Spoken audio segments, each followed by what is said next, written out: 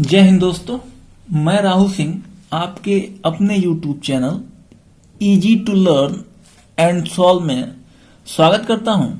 दोस्तों, आज हम लाइन एंड एंगल में एंगल के बारे में, कोण के बारे में जानेंगे।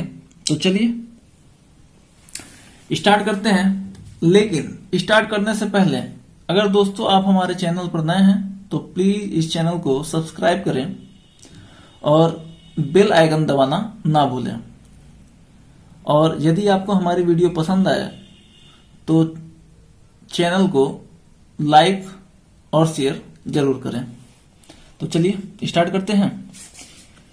एंगल, कोण। दोस्तों, कोण किसे कहते हैं?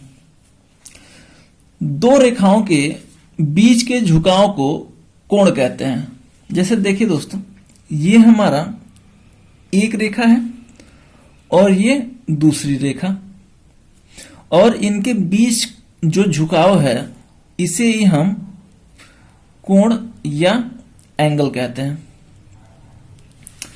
और इन रेखाओं को क्या कहते हैं? साइड्स। और जो ये कॉर्नर वाली पॉइंट है, इसको हम, जहां दो रेखाएं आपस में आके मिल रही हैं, इसे शीर्ष कहते हैं या इंग्लिश में वर्टेक्स कहते हैं। तो दो रेखाओं के बीच के झुकाव को कोण कहते हैं। अब आइए हम कोण के प्रकार के बारे में जानते हैं। Types of angles. सबसे पहले हम न्यून कोण या एक्यूट एंगल के बारे में जानते हैं। 90 डिग्री से कम के कोण को न्यून कोण कहते हैं। दोस्तों, यदि alpha is less than 90 degree तो अल्फा को हम क्या कहेंगे? न्यून कोण कहेंगे। आइए देखते हैं। देखिए, यहां हमारा दो रेखाएं हैं और इनके बीच जो ये कोण बनेगा अल्फा, ये 90 डिग्री से कम बनना चाहिए। तो अल्फा बराबर कितना हो सकता है? 90 डिग्री से कम हम कह सकते हैं 88 डिग्री, 45 डिग्री, 30 डिग्री, 15 डिग्री। तो ये हमारे न्यून कोण या एक्यूट एंगल हो गए। हम कह सकते हैं कि 90 डिग्री से कम के कोण को न्यून कोण या एक्यूट एंगल कहते हैं। ओके फ्रेंड्स, इसके बाद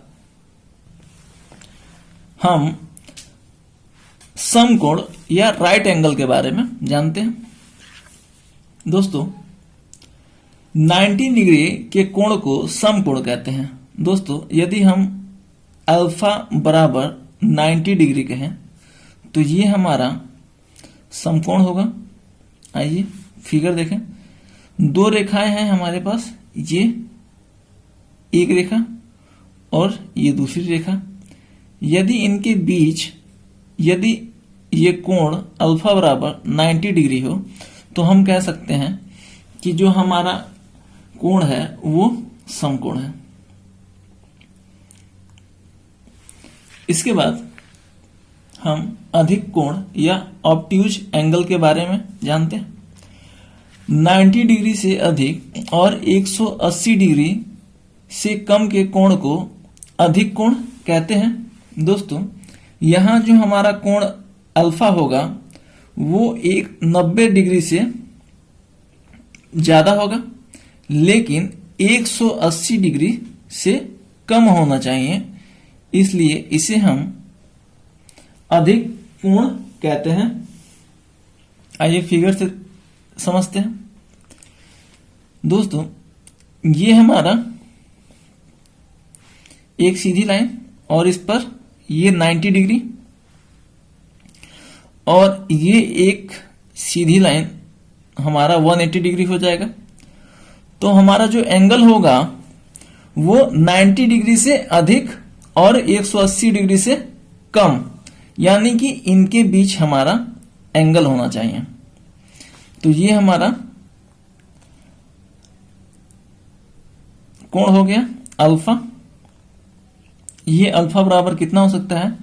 तो 180 डिग्री से कम होना चाहिए और 90 डिग्री से अधिक। तो 90 डिग्री से अधिक अगर हम बात करें तो 91 हो सकता है, 91 डिग्री, 120 डिग्री, 150 डिग्री, 175 डिग्री और अगर लास्ट में हम बात करें तो 179 डिग्री तक ये जा सकता है। ठीक है, हमारा 180 डिग्री से कम होना चाहिए। ये हमारा अधिक कोण हो गया। इसके बाद दोस्तों सरल कोण या इसे हम रिज कोण के नाम से भी जानते हैं, जिस इन दोनों को हम इंग्लिश में स्ट्रेट एंगल के नाम से जानते हैं। देखिए 180 डिग्री के कोण को सरल कोण कहते हैं, यानी कि यहां हमारा जो एंगल होगा वो 180 डिग्री होना चाहिए, जिसे हम स्ट्रेट एंगल कहेंगे। देखिए दोस्तों, ये हमारा एक लाइन है और एक लाइन हमारा इस साइड में, तो इनके बीच जो हमारा एंगल बनेगा ये अल्फा, ये 180 डिग्री होना चाहिए, जिसे हम स्ट्रेट एंगल या सरल कोण या रिज कोण के नाम से जानते हैं। इसके बाद अगला बृहद कोण या रिफ्लेक्स एंगल। दोस्तों बृहद कोण किसे कहते हैं? 180 डिग्री से अधिक और 360 डिग्री से कम के कोण को बृहद कोण कहते हैं। तो दोस्तों हमारा जो एंगल होना चाहिए 180 डिग्री से बड़ा होना चाहिए। जो एंगल होगा अल्फा वो 180 डिग्री से बड़ा होना चाहिए, लेकिन 360 डिग्री 360 डिग्री से कम होना चाहिए। तो इसे हम रिफ्लेक्स एंगल कहते हैं। जैसे देखिए दोस्तों, ये हमारा एक लाइन है और दूसरी लाइन हमारी ऐसे हो गई, या ये हमारी लाइन है और दूसरी लाइन हमारी ये हो गई। तो इसे हम जैसे इसे हम कह दें कि ये 200 डिग्री है और इसे हम कह दें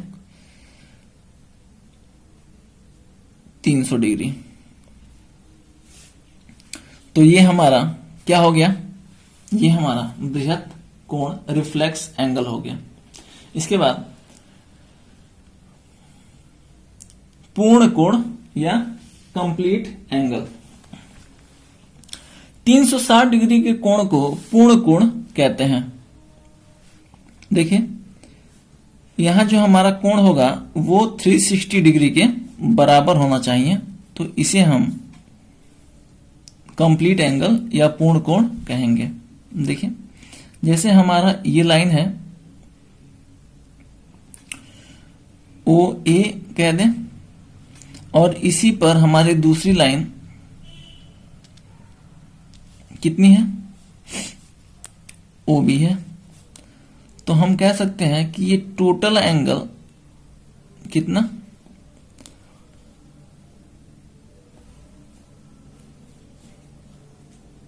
तो अल्फा बराबर 360 डिग्री। ओके,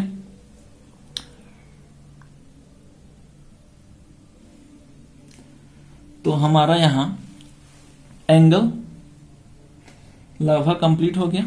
अब इसके बाद हम कुछ एंगल से रिलेटेड ही कुछ टॉपिक्स हैं, जैसे पूरक कोण किसे कहते हैं, या पूरक को ही हम कोटि पूरक कोण कहते हैं, या इसे ही परिपूरक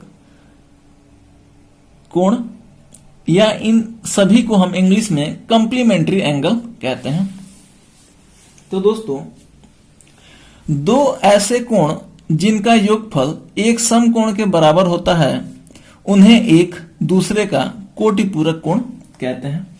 जैसे दोस्तों, यदि हम कहते हैं कि हमारे पास कोई कोण है वो अल्फा है, तो इसका कोटिपूरक कोण क्या होगा?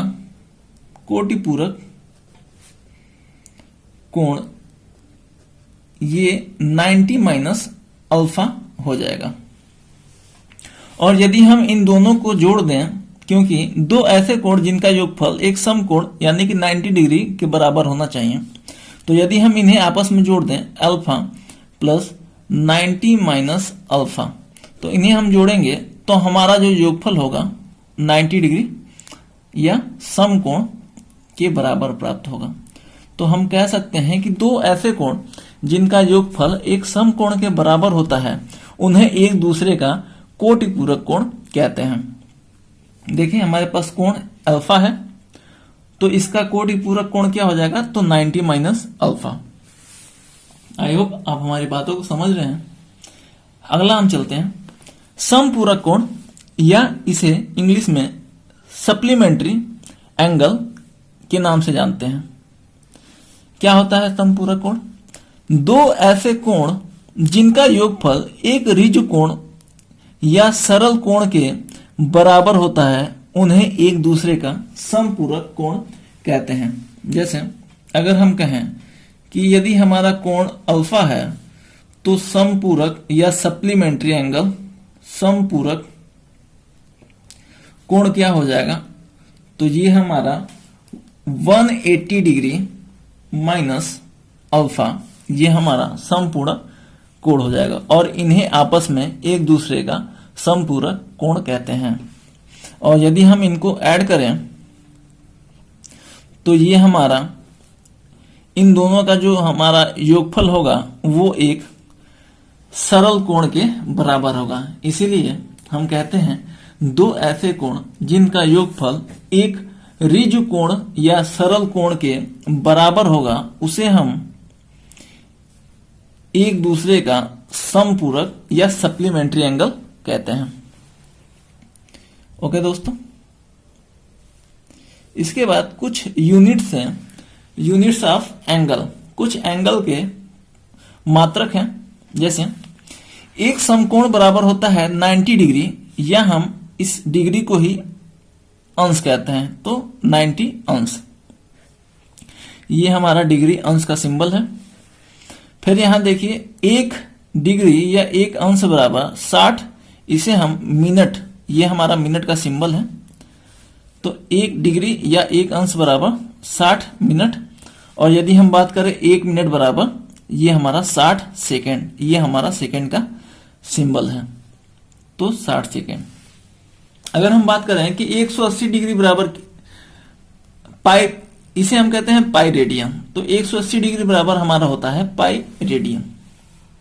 दोस्तों, हमने यहां देखा कि 90 डिग्री को हम लिख सकते हैं 89 डिग्री प्लस यहां जो एक डिग्री है वो 60 मिनट के बराबर है, तो हम 90 डिग्री को लिख सकते हैं 89 डिग्री प्लस 60 मिनट।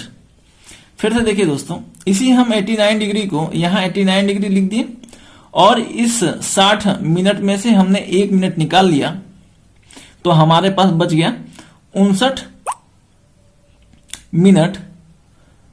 और यहां से जो हमारा 1 मिनट बराबर होता है 60 सेकेंड। ऐसे ही हमारा 180 डिग्री बराबर 179 degree plus 59 minute plus 60 second. दोस्तों, आज की क्लास यहीं तक रहेगी। आई होप आपको ये वीडियो काफी ज्यादा पसंद आया होगा। दोस्तों, प्लीज इस चैनल को सब्सक्राइब और शेयर करें। आज के लिए इतना ही, मिलते हैं अगली क्लास में। तब तक के लिए जय हिंद, जय भारत।